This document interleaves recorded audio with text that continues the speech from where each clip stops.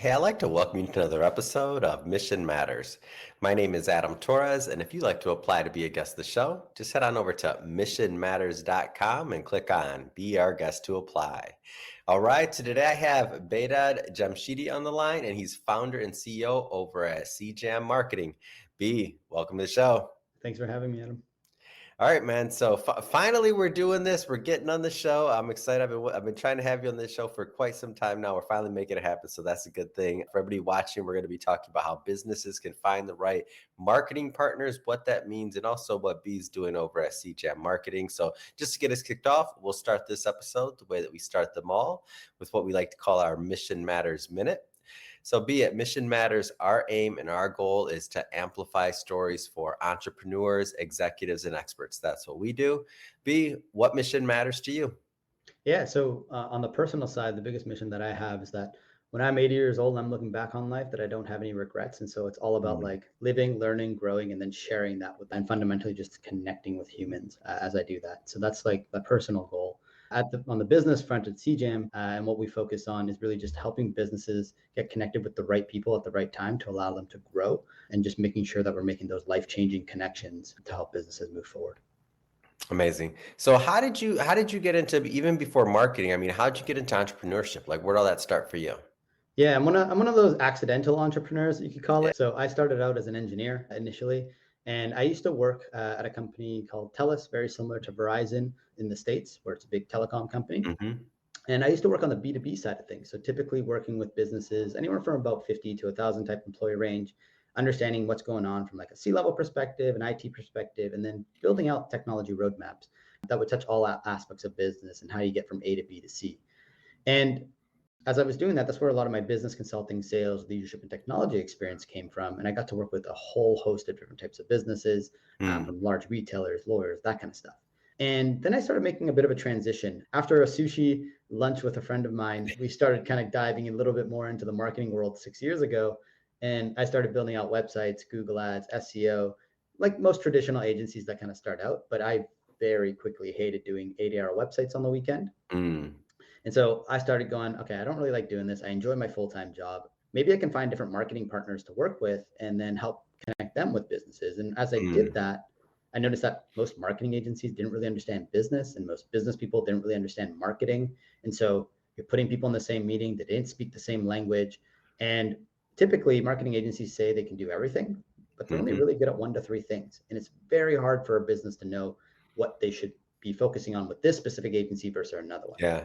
So I built out a network, and I thought maybe I just needed 10 marketing partners. To date, I've talked to 962 different marketing agencies and experts. And I work with about 10% of those in my vetted network. And all I do as a marketing connector is connect businesses to the right marketing partner. And that's the journey. Yeah, when I heard those numbers before, like the 900 number, to work to even vet through hundreds of people and hundreds of agencies, I should say. Did anything surprise you on that journey? And like on that, like as you're going one after another, like what surprised you from that? It's a huge experiment. Yeah, I mean, the number itself now surprises me. I'm like, Beta, like, Yeah. why did you not stop at like 200 to 300? Like, why did you keep going? And when I asked myself that internally, it was just like I was always trying to find that like needle in the haystack. Like it's almost like Mm, a bit of a dopamine rush. You're like, oh, I found that like really crazy agency that no one can find, and it helps this mm, customer. And just that when you make a really good connection, it just feels really good. Like that's been really, really cool. The other thing that I've realized is like I've become a super connector without knowing a super connector existed before. So I'm getting introed into these groups where people are like, oh, you're a super connector. I'm like, what does that mean? It's like, yeah, you just know a lot of different types of people and you know how to connect them. yeah. And I was like, oh, there's others like this. And so those are just like some of the insights that I got as going through this. And I think fundamentally, it's just like certain people are built to be super connectors. And Mm, like, how many people would you have to talk to? Like, for example, you run a podcast and talk to many, many people. You have yeah. like a fundamental extroverted energy able to like bring that out, right? And not a lot of people can have that many conversations. Were you a super connector before business? I'm curious on that because you don't normally put that term with, and I'm stereotyping a little bit here, engineer. Like we don't normally put those two things together, right? Like the stereotypes will say. Yeah, I think I was in like small ways, but I never really realized it. Like initially, like me growing up in high school, I was never part of like one group. I growing up Yeah. always be part of different groups. I'd go to different groups, find the Oh, people that's that I really like. interesting. So you didn't have like your one click. You could go move in No, and out and do whatever you felt like, kind of. exactly. Like I would hang out with the cool kids, and then I'd hang out with the guys that Yeah. like physics and math and science because of the engineering background. I played soccer, so I had my soccer friends, and so I would pick and choose the people that I liked and connect with them one on one versus like connecting with a whole group of people typically. And so that kind of like grew. And then throughout my life, I've gone through a lot of different things and learned a lot of different stuff. And I would just like someone says like, "Hey, I'm having this kind of like back pain." I'm like, "Oh, you need to go talk to this person." It's like, "Oh, I'm having this Yeah. issue. You need to go talk to this person." So I would do it, but I never knew that that was like my superpower. And it now over the last like year, it's been like really like solidifying. It's like, oh, this is my superpower, and I am a super connector. And so I'm just embracing that at this point. Man, that's a great story, and it's interesting to me to see how you were able to connect before, and now that you know it's your superpower, like leverage that even for your business, and to create what you've done over at CJAM Marketing. So, what are you as you were going through this process? What do you look for in that partner? Like, how did you get to that 90% or 10% of that? So, let's say 90 or 100 agencies you work with. Like, what were you looking for? Yeah, there's a lot of things that I look for when I'm working with different types of agency partners and things like that. So typically the agencies or the experts that I get introed into are within my own network now. Like it just built a certain network where people are like, you just need to talk to B, or when I'm asking them questions, like I'm getting Yeah. people that are already like vetted and filtered. And then once that kind of happens is I start talking to people and try to understand their story. Like you need to Mhm. understand the background of an agency or an expert to really understand how they got to where they are, because that plays into all of it, right? Like were they working at a big agency before and then decided that they didn't like the way that things were being ran? Mhm. They did the freelancing thing and then they grew their agency. Or is this another agency owner that has one agency and is building another one on the side because they saw a market and they want to Mhm. amplify on it? Like all of these different structures give you insights into like how the agency is like growing and being run. The other thing is time. Like I want to see like agencies or experts that have been doing things for like 5 years plus, Yeah. because when you look at less, you have people that are like shifting. So they'll try something for a year and a half, end up not loving it, and then just stop. Right. And so you Mhm. can't build like my type of business around people that aren't fully committed into what they're doing for at least, the Yeah. next 5 to 20 years type of thing. Like they truly have to love what they want to do and they're passionate about it. That's the other big thing. Like some people might be passionate about like Google ads, but they're not Mhm. passionate about running their agency. And for them to grow to what they want to do, they have to be passionate about running the agency. So you're always looking for Mm. those types of things at a foundational level. Yeah. And B, so you've made a business out of vetting these type of agencies to accumulate this. I'm curious what the average business owner goes through when they're trying to vet agencies, because they're definitely not looking at 900. I don't care who they are, unless that's their business. It has to be your business to do what you're doing. Like for the average business owner, what are some of the mistakes they're making and maybe the things that they should be asking themselves as they're vetting? Yeah, it's a great question. So typically what it looks like if a business owner is looking for a marketing agency, they only have a couple channels to go through, right? They Mhm. either go on Google, they're using a different type of marketplace where they're just getting an influx of all these different leads and they don't know who's good, who's not good. People are hitting their emails, Yeah. and or they go into different business groups and just ask business groups like, hey, does anyone know this type of person, right? Yeah. And then you get all these referrals, and the referrals are actually not a fit for your customer. Like I just recently went through something like this myself where I was trying to find an accountant, and I got like having the network I had like 20 different people tell me these are the people you need to talk to. And I was just like sitting there, I was like, man, I have to go filter to these 20 different people. Some are going to be too small, the other ones are going to be too expensive, some are not even in Canada. Like I don't want to work with a US based agency in Canada because I'm going to pay 40% more. And like, so Mm. all this stuff that didn't fit. And like, on top of everything that I have to do in my business, I have to also go like vet and find this. So that drove me nuts. And so Yeah. typically businesses will talk to 3 to 5 people at max and then end up choosing someone. Mm. Whereas in my network, when you know the 10% number, typically I got to go through 10 to 15 different marketing agencies to find one that fits. And Mm. so they're already going through a third less of vetting before picking a partner. And that's why they failed more often than not.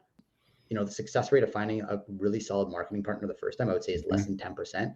Say most businesses need more than 2 to 4 partners at a time. You basically have a 0% chance of hitting it right for 4 different partners in the first try. It's going to take you years to do that. Yeah. Where do you find the best marketing agencies or partners? Where do you find them? They're not on Google. The ones that are on Google have just figured out how to do SEO, and it's mostly like bringing in a ton of people in and then just a lot of attrition and that type of stuff. the best marketing agencies are actually like really hard to find because they're deep within networks, right? Mm, And so I'm part of a bunch of different marketing groups, right? Building relationships in those groups with other agency founders and things like that, and then using their networks to expand. For example, I know a lot of different fractional CMOs. What do fractional yeah. CMOs do? They work with a lot of businesses and they work with a lot of different marketing agencies, typically within specific niches too. And Yeah. so the value of where I find the best partners are within my own network because I've built the foundational network to be able to find what I need to find when I Mm, need to find it. And on top of that, I'm building out like a whole Slack marketing agency / expert community where I'm vetting every single person that's going in. And so mm. that also amplifies because you get the right people in your group that are going to bring the other right people into the group as well. Yeah, it's interesting you say that you're like, it's not on Google, it's not gonna come up on your regular search, it's not gonna like come up because and I think about that sometimes because I'm like, okay, so if somebody wanted to even work with us, what we do, and we're known in the podcast space. So to say if they want to work with us, yeah, you're right. You Google like launch a podcast, we're not gonna come up. We don't run a bunch of ads and do a bunch of things there, but we've launched over 200 shows as an agency and we produce tens of thousands of episodes. And but you're right, you would never find us if you were just going to Google like how do I launch a podcast? Ain't gonna happen. That's exactly it. And then like for example, like your thing, like how I would never be able to find you on Google. And Yeah. then there's a lot of people that go through like websites and go, oh, I want to know if this agency's good by going through the website. Yep. The website's like the last thing I check because Mm, most of the solid agencies are getting so many referrals that they don't even need to update their website. Like they don't care. They're like, we have enough stuff on our plate, which is kind of funny, right? Like the marketing agencies are not doing their own marketing. They're mm, just focused on doing good work for their customers. And yeah. that's what people miss, right? They'll go, I have some providers that have no website. Mm, They're only found within communities. And they're that's like interesting. the And they're hidden good. people that are running stuff. Yeah, exactly. Yeah. B, how do businesses like we're hearing a lot right now, a lot of noise, some of it true, some of it not, whether it's AI, whether it's, updates in tech. There's a lot of things going on in marketing. There always is. But how should businesses right now, we're live today on January 16th, 2025. How should businesses be looking at marketing to grow right now? Yeah, the landscape is crazy right now. Things are Yeah. changing so fast and people are having trouble keeping up. It depends on the level of business you're at. So Hmm. if you're just like starting out as a business, find a channel, try to like figure it out and just constantly test on it. Like pick one or Hmm. two channels and just focus on those. You can do the auxiliary channels, but your focus should be really on specific channels to try to get product market fit to get to a certain size. If you're Mm, already a 7 or 8 figure business, at this point, like the days of just like throwing things on Facebook and Google and hoping for a crazy return, like you're not going to scale with that. You have to mm, actually scale by bringing the brand messaging and everything holistically together and then making sure that that messaging and your brand is going out on all channels, on all cylinders, and just being in front of people as much as possible. So mm, it's really about integrating your marketing effort, which is really how marketing should always have been yeah. done. Just during COVID, things kind of just got skewed. So you have to just think about all the different touch points you need to be on, Mm. right? Like that's basically what you got to think about. And why would you say that just throwing money at Facebook's not working? Now, is it a cost? Is it like, hitting the right audiences and things like that? Like, because at one point you're right, you could just run. It was pretty inexpensive in my opinion, and certain things you could do. You could get something to work, right? You could do a lot of testing, could maybe figure it out, and kind of slack on the other side. But I agree with you. But why do you think that now everything should be integrated and really just done the right way? Yeah, I mean, one, Facebook is a ton more expensive. It requires a lot more work to get it figured out, right? Like you need to have Hmm. high level creative. Your messaging needs to be really dialed in. Like it is a channel that you can scale to a certain point, but for people Hmm. that are trying to get their business to 8 figures and above and really trying to scale the business, you have to have multiple channels, right? Yeah. Like you see what's happening with TikTok, right? They're no longer going to be around. So if you built your business on TikTok only, Yep. you're done, right? Yeah. Like how are you going to get back to that 7 or 8 figures? But you have to like you have to have other channels working. So my recommendation always is if you have 1 or 2 channels working really, really well, like Hmm. that's cool. Put 75, 80% of your focus into that, but take 20%, start testing other things, like start hitting other touch points, Yeah. solidify your email strategy, your email list, get in front of your customers more. There's so many different ways that you can do marketing, and having a solid strategy that helps you expand and diversify, which is good for any financial plan. You need Hmm. to diversify your marketing. It just allows your brand to be so much more holistic and be on top of mind for people. Yeah. Talk a little bit about email because I'm like when I think about TikTok and when I think about some of those huge influencers, and I mean this is one of the things we don't. By the way, just for full transparency for everybody watching this or listening to this, we do not provide email marketing services at Mission Matters, nor do we want to. But I'm just a huge fan of email, and I think about some of those massive TikTok influencers whose businesses very well may go, away overnight. Who knows, right? And and when that happens, if that happens, then I mean, could you imagine if some of them would have done a giveaway, would have done something to get those users that watch them religiously, some type of giveaway, something to collect all those emails, right? Like, what would the value of that be? Yeah, I mean, there's people that have built insane affiliate businesses just through that strategy alone, right? Like they Mm, run multiple different channels, feed people into an email list, and then once they have affiliate offers, they feed the email list, right? We know on yeah. the B2C side and ecom, like email really comes for 30 to 50% of most ecom businesses' revenues, right? They pick up a Mm, customer, but then you're constantly offering products and things to them to sell. So email is huge. Like, I mean, even in my own business, my constant metric is how do we grow our email list with the right business owners there so that I yeah. can continue to build trust so that I can work with them moving forward in the future, right? So this is why people give up all their lead magnet giveaways. This is why people have offers and all those different types of things. Is if you can control the email list, you're gonna be much better off. Like there is the aspects of like email deliverability and all those other things that Of come into course. play, especially as the email gets larger. But it's such a key channel because you can actually own the list. Sure, Yeah. you don't own deliverability, but you own the list. And so 100%, it's extremely important. And I think almost every business needs to have that as a foundation. Mm. Getting back to 2025, what trends are you following right now? Like what kind of trends? Like what excites you about marketing or in your space right now? Yeah. So for me, the biggest trend is like figuring out the content marketing game, where like everyone is on the content train. So Mm. figuring out how to stand out from that. Explain that, by the way, for those that aren't familiar with what you're saying. Yeah. So if you go on any of the social platforms, for example, like Mhm. LinkedIn, Instagram, not TikTok as much any longer, Twitter, all those platforms, everyone is writing content to be, and a lot of people are using the same type of templates and those different types of things. And I play around with a lot of this stuff because I'm in marketing. I want to know like how things work, how things are worded, and then Of find ways course. to bring my own authenticity into it. But the content aspect is huge. YouTube is a massive trend that people are seeing. Mhm. Like a lot of people are moving over to that for YouTube Shorts and building out those types of things because it's picking up, especially with competitors moving away. So that's like one area that's super, super big. Everyone's talked about AI, so I don't want to like go nuts on it, but AI is constantly changing and it's Mhm. moving so fast. How should And people be thinking about that though? I mean, like from your angle, because you do provide a new perspective because you're working with so many agencies, so many things. Like what angle should they be looking with that at that from? yeah, I mean, I have my own thoughts on it, and the way that I'm approaching AI is how can I use it to become more efficient at certain things within my Yeah. my business, right? I am doing some testing on things like cold email outreach with AI just to see how the stuff works because that's just what I do. Yeah. But I don't think it's going to be like a core part of my strategy because people are going to get tired of it so fast. It's just so inauthentic. It doesn't really align with different types of things. I think for me, it's like focus on more the human centric aspect and use AI to build efficiencies within processes and systems Yeah. within the business.